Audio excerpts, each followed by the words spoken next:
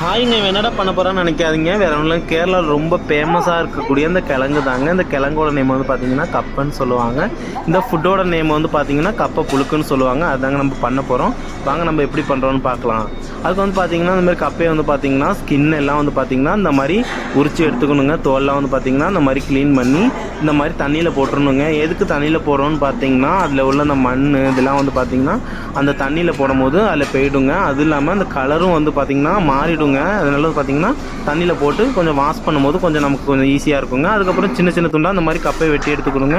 அதுக்கப்புறம் நம்ம வெட்டின கப்பையை வந்து பார்த்திங்கன்னா அந்த மாதிரி ஒரு பாத்திரத்தில் எடுத்துகிட்டு அதில் கொஞ்சம் மஞ்சள் பொடி, அதுக்கப்புறம் நமக்கு எந்த அளவுக்கு உப்பு வேணுமோ அந்த அளவுக்கு நம்ம உப்பு சேர்த்துக்கணுங்க. அப்புறம் வந்து பார்த்திங்கன்னா கருவேப்பிலை கொஞ்சம் சேர்த்துக்கணுங்க.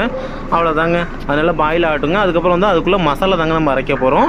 அதுக்கு வந்து பார்த்திங்கன்னா இந்த மாதிரி தேங்காய் வந்து நமக்கு எந்த அளவுக்கு தேங்காய் வேணுமோ அந்த அளவுக்கு தேங்காய் வந்து நம்ம எடுத்துக்கலாங்க. அதுக்கப்புறம் அது கூட கொஞ்சம் ஜீரகங்க, செரிமானத்துக்கு ரொம்ப நல்லதுங்க. ஜீரகம் வந்து நம்ம எவ்வளோ சேர்த்துக்கிறோமோ அவ்வளோக்கு நல்லதுங்க. அப்புறம் வந்து பார்த்திங்கன்னா கொஞ்சம் கருவேப்பிலை கொஞ்சம் சேர்த்துக்கலாங்க. அதுக்கப்புறம் வந்து பார்த்திங்கன்னா சின்ன வெங்காயமும் பச்சை மிளகாவுங்க. பச்சை மிளகாய் வந்து நம்ம எந்த அளவுக்கு ஸ்பைசி வேணுமோ அந்த அளவுக்கு நம்ம சேர்த்துக்கலாங்க. அதே மாதிரி சின்ன வெங்காயம் வந்து நம்ம எவ்வளோ வேணாலும் சேர்த்துக்கலாங்க. அதுக்கப்புறம் கொஞ்சம் மஞ்சள் பொடிங்க, அவ்வளோதாங்க.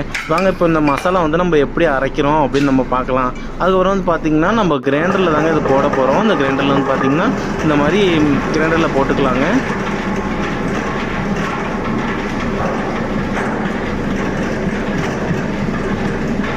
போட்டுட்டு பார்த்திங்கன்னா ரொம்ப பேஸ்ட்டாக கூடாதுங்க. லைட்டாக வந்து தண்ணியை ஊற்றாமல் வந்து அரைக்கணுங்க. ரொம்ப உதிரியாக இருக்கணுங்க. அப்போ தாங்க நல்லாயிருக்கும். அது இந்த மாதிரி உதிரியாக அரைச்சி எடுத்துக்கலாங்க. ரொம்ப பேஸ்ட்டாக நல்லா இருக்காதுங்க.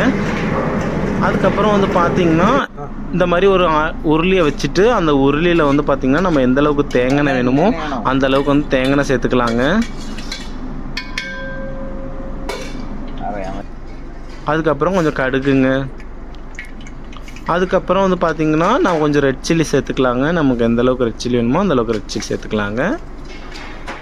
இதுக்கு மெயினே இந்த தாளிப்பு தாங்க. அதில் வந்து பார்த்திங்கன்னா தாளிப்பு தாங்க நல்லாயிருக்கும் அதுக்கு. அதுக்கப்புறம் கொஞ்சம் கருவேப்பிலை சேர்த்துக்கலாங்க.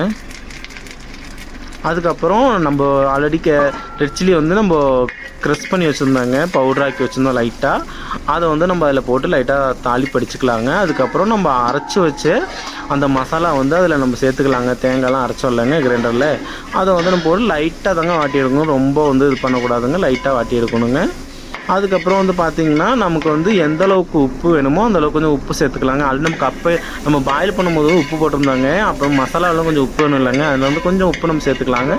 அதுக்கப்புறம் நம்ம பாயில் பண்ணி வச்ச அந்த கிழங்கு இருக்குல்லங்க, இந்த கப்பையை வந்து அதில் நம்ம அதை ஆட் பண்ணிக்கலாங்க. அதில் ஆட் பண்ணிவிட்டு நல்லா மிக்ஸ் பண்ணி எடுக்கணுங்க. மிக்ஸ் பண்ணி எடுத்துகிட்டு அதுக்கப்புறம் நல்லா அதை வந்து குத்தி உடச்சி நல்லா அப்படியே களி மாதிரி கிண்டி எடுக்கணுங்க. அப்போ தாங்க அந்த கப்பை மீன் கறியோடு சாப்பிடும் போது அதோட காம்பினேஷன் செம சூப்பராக இருக்குங்க. வேணும் நீங்கள் ட்ரை பண்ணி பாருங்கள், இதை இன்னும் நல்லா இருக்குங்க. அதுக்கப்புறம் வந்து பார்த்திங்கன்னா இந்த அளவுக்கு நல்லா குழச்சி எடுத்துட்டு இந்த மாதிரி குழச்சி எடுத்துணுங்க. அதுக்கப்புறம் இவ்வளோ பண்ணிட்டு நம்ம சாப்பிடாம இருந்தால் நல்லா இருக்காது இல்லைங்க. அதனால் நான் கொஞ்சம் கப்பை கொஞ்சம் எடுத்துக்கிட்டேங்க. கப்பை எடுத்துகிட்டு அதுக்கப்புறம் அதுக்கு காம்பினேஷனான மீன் கறி வந்து பார்த்திங்கன்னா நான் ஆல்ரெடி பண்ணி வச்சுருந்தேங்க. அந்த மீன் கறியும் வந்து பார்த்திங்கன்னா அதை போட்டு சாப்பிட போகிறேங்க. வாங்க எப்படி இருக்குன்னு பார்க்கலாம். வாங்க நீங்களும் சாப்பிட்லாம் வாங்க. இதோட சாப்பிடும் போது நல்ல டேஸ்ட்டாக இருக்குங்க. இந்த ஃபிஷ்ஷோட நேம் வந்து பார்த்திங்கன்னா தூனா ஃபிஷ்ஷுங்க. இந்த கறிக்கு வந்து இது நல்லா சூப்பராக இருக்குங்க. ஓகேங்க, நீங்களும் ட்ரை பண்ணி பாருங்கள். முடிஞ்சால் வாங்க.